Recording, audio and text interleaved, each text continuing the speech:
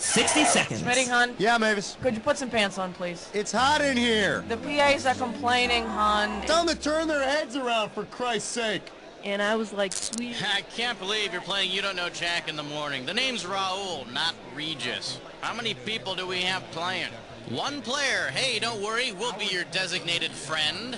Go ahead. Oh, yeah. Hey, I need... Thank you very much. 30 seconds. Your buzzer is the letter B. That's B as in brilliant. Just brilliant. Can we tie that up, All I'm please? saying, master or Thank you not, very she much. wants to stay in that bottle. She's gone. 20 seconds. Ooh, 20. Hey, when a question pops up, you gotta buzz in. Then you pick your answer on the screen and hit the right number on the keyboard, all right? Follow me? It's real easy. 10 seconds. All right, hey, 9, good luck out there. 8, Sweet fancy 7, Okay, 6, here we go. 5, Lose the desktop. 4, Go to black. So keep an eye on your local birth announcements and hop on the Black Market Baby Roadshow tour in a city near you.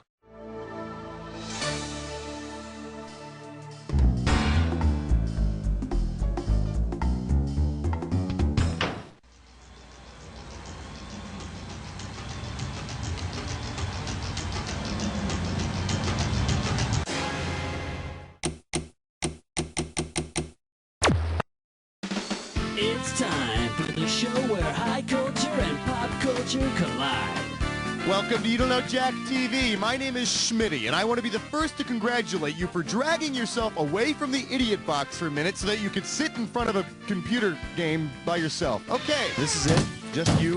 I hope you appreciate this. All right, let's go. All right. Question 1 is taped before a live studio audience.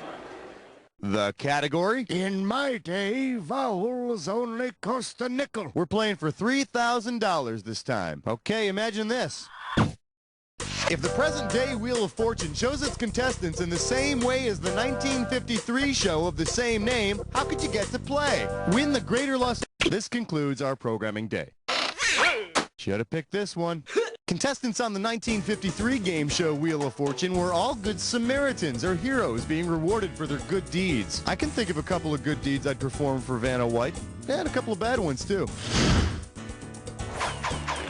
Category, please. Open wide and get ready for a really easy one. $2,000 for a correct answer. All right, pay close attention. When you know the answer to this question, you buzz in and start typing. Now, do you remember the show, Who's the Boss? Well, who is the boss? Go for it. Tony Maselli was hired by Angela Bauer, so she's the boss. Yeah, that's why I love this job. I'm my own boss. I can make my own... Hey, lazy ass, get back to work. Yes, Mavis, sorry, sure. Let's move on, shall we? Give me a category.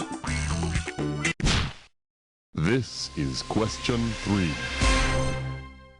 We're calling this one Reasons Why Melting and Mouth Should Never Mix. Get this one right, you get $1,000. Hey, you know those commercials for M&M's candy with the talking M&Ms? Well, suppose eating the red and yellow M&Ms meant you were actually eating 2 of the actors that provided their voices. Who would be melting in your mouth? During that whole blue M&M ad campaign, the voices of the red and yellow M&Ms were John Goodman and John Lovitz. So that's who you'd be eating.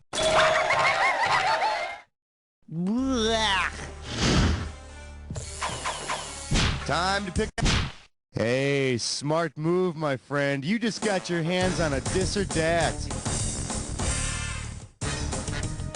The category for this dis or dat is, give me the entendre, and make it a double. All right, I'm going to list off. Okay, you've been through this. I'm just going to put your 30 seconds on the clock then.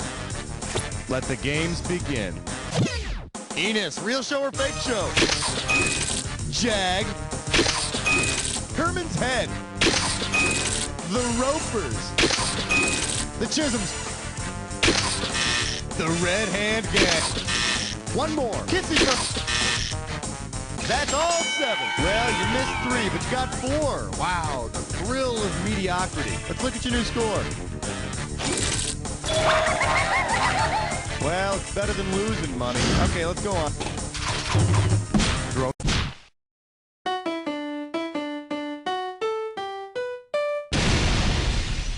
For your enjoyment, 60 minutes of fame. How does $2,000 sound? All right, give me your best shot. If Andy Warhol had painted a silkscreen tribute to the TV show on which he appeared as a guest star in 1985, what image might art connoisseurs have seen? Gilligan at the last... Nope, but if tattoo were on a soup label, it'd be a soup for one can. The correct answer is... Andy Warhol was a guest star on The Love Boat, so he might have painted repeated images of Julie McCoy's face. And you know, that also happens to be the same thing that makes me wake up screaming night after night. All right, I need a category.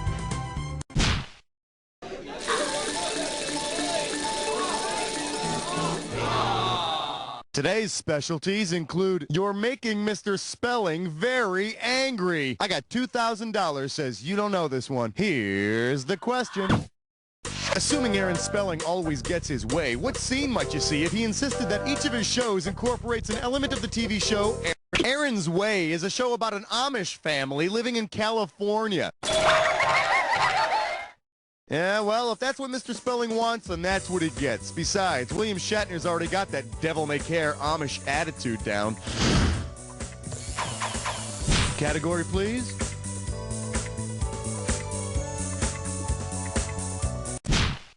Hi.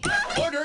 Don't you? Got him ordered. Tonight. Savory. I love you, question 7. Here we have roping, throwing, learning, and growing. I'm gonna make this one $1,000. So you think you know your 80s sitcoms about unorthodox families, yeah? Well, get a load of this one. Imagine a Western-flavored sitcom starring Dan Blocker as the unmarried father figure of a family. Given Blocker's most famous character, what would be the best title for this series? Paladin Charge. Who's the hoss? Dan Blocker was the middle Cartwright son on Bonanza. Hoss, if you're nasty.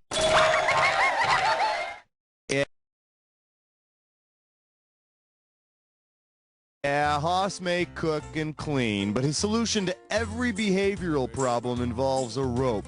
Oh, when will he learn? A rope should be a reward, not a punishment. Give me a cat.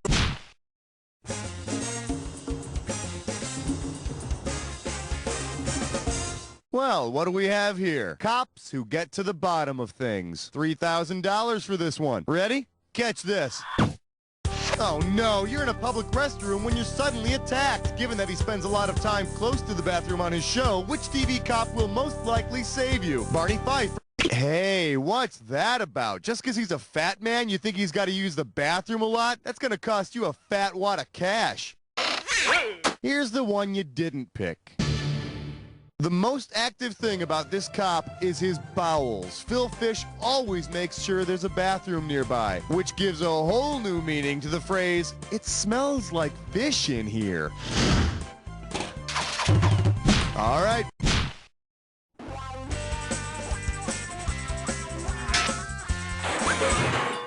I believe this one is called, If You Think Vietnam Was Bad. You get this one, you pocket $2,000. Now you listen here. The late 60s were a very controversial time for television. Consider the Smothers Brothers Comedy Hour. It brought irreverent, even politically challenging humor to mass audiences between 1967 and 1969. The show featured performers like Pete Seeger and Joan Baez, who represented anti-war sentiments on the otherwise sanitized primetime schedule. After canceling the Smothers Brothers Comedy Hour, with which show, after yanking the Smothers Brothers off the air in 1969, CBS made the brilliant choice of replacing them with the biting social commentary of Hee Haw. So, now tell me, is it just me, or does LBJ look frighteningly like Junior Samples? Time to pick a category.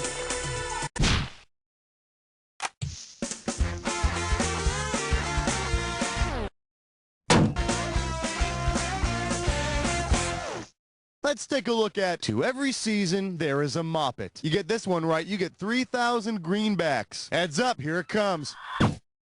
Given these characters' names, who would be the best choice as a Four Seasons Hotel's spokesperson?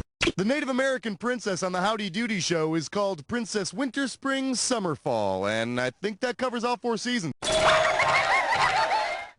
Hey kids, what time is it? Room service time! Now, if this were a TV show, this is where you get up and use the bathroom, but I'm in kind of a hurry, so let's move right into round 2. Now, in round 2, every question is worth twice as much, so there's going to be some big... Throw me again.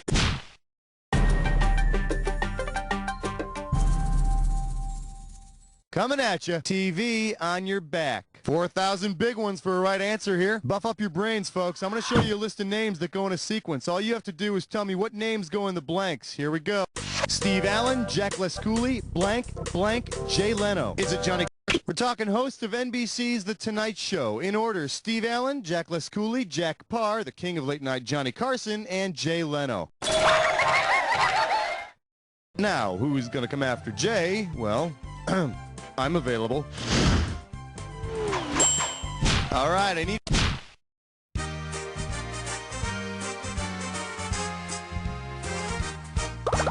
Shake hands with, signed, Addicted to Television, and Dumb. You get it right, you get $2K. Flex those fingers, here it comes.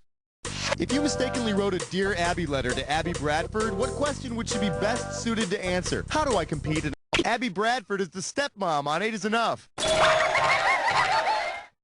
Dear Addicted and Dumb, how do you successfully raise 8 children? Booze, and lots of it. Give me a category. 15! And our special guest tonight, Fear and Loathing in Studio City. How does $4,000 grab you? Hey, you know how some game shows like to travel around to other cities and set up shop for like a week of filming, right? Well, which game show could broadcast from a city that has the same name as the show? Match Game, Truth or Consequences, The Price is Right, or What's My Line?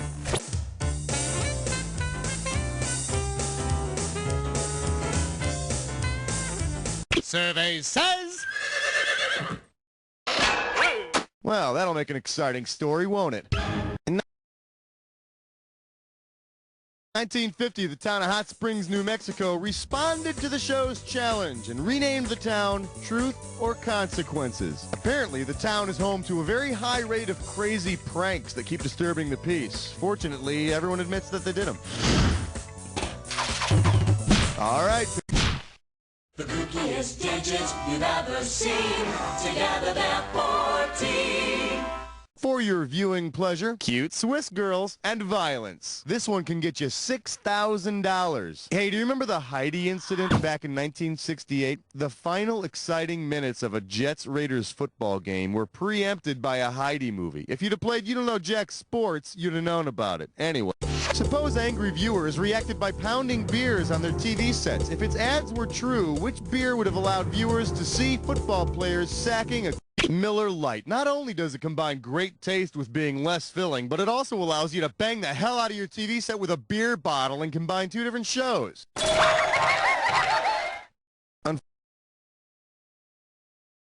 Unfortunately, even a little Swiss girl could kick the Jets' ass.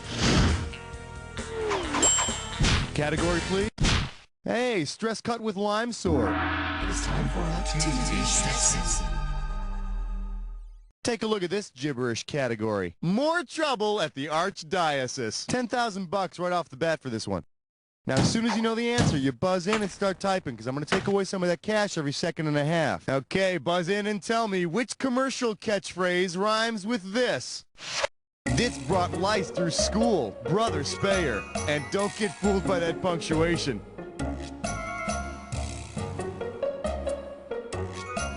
First clue, it's said in an ad by a woman. It's said by a woman who thinks her margarine is butter. Oh, I can't believe it's not butter. Last clue.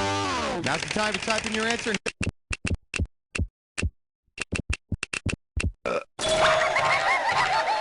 You know,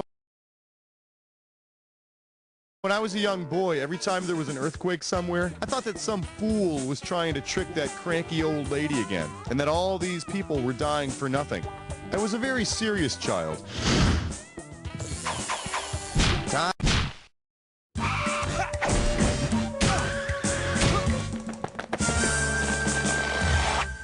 May I introduce, it's time to put on makeup. You get a right answer, you're walking away with $4 grand. Okay, so you remember those two old guys on The Muppet Show who sit up in the balcony, right? Well, if the two old guys who sit in the balcony throw a big bash for the Muppets at one of the Manhattan hotels for which they're...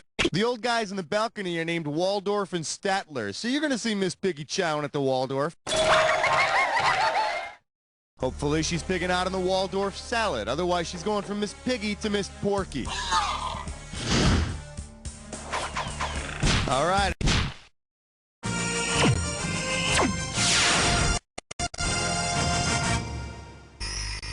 All right, give it up for paternity at the Ponderosa. You get it right, I'm putting you up $2,000. Put your head between your knees, because we're going down. It's Mother's Day on Bonanza, and the Cartwright boys are preparing their presents. Because they have the same mother, which of the boys could go in? The three Cartwright boys have the same father, but all have different mothers. Not to mention that all their mothers are dead. Hey, why doesn't anybody keep a closer eye on Ben, Black Widow, or Cartwright over there? Throw me a category.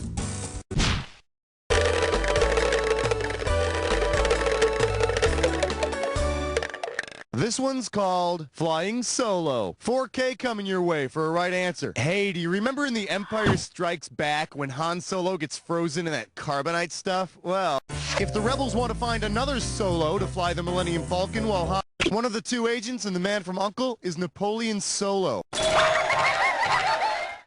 And his partner is that Russian guy, Ilya Screw it. I'm calling him Chewbacca. Category, please.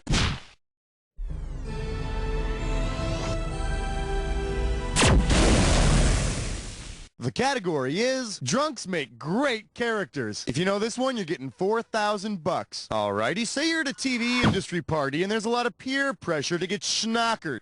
Because he or she has never had a drinking problem, who would be the best choice for designated driver? Murphy Brown, Christine Cagney, Sam Malone, or Father Dowling? Father Dowling is just a simple priest who likes to solve mysteries. Alcohol's got nothing to do with it. Now, the real mystery is, who the hell invited a priest to the party? Lame! All right, pick a category.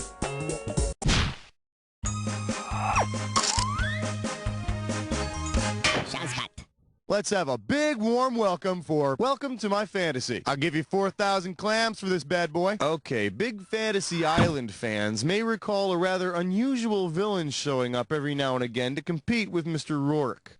Imagine that Mr. Rourke finally loses to his longtime rival. Fantasy Island would most likely be renamed what? Gilligan's Island? You know you want to pick the correct answer, right? Why didn't you pick this one?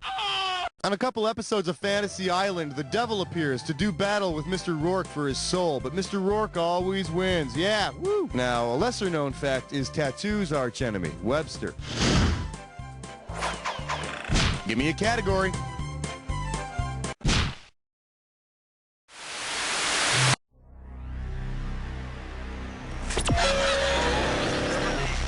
A little edgy, aren't we? I thought someone switched to decaf. Here, try this clue. I'm the oldest. I can do whatever I want.